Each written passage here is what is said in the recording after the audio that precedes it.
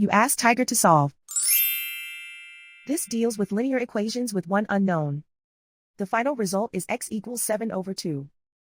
Let's solve it step by step.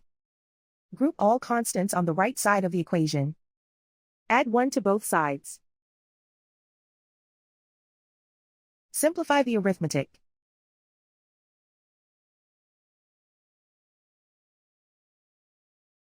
Isolate the x.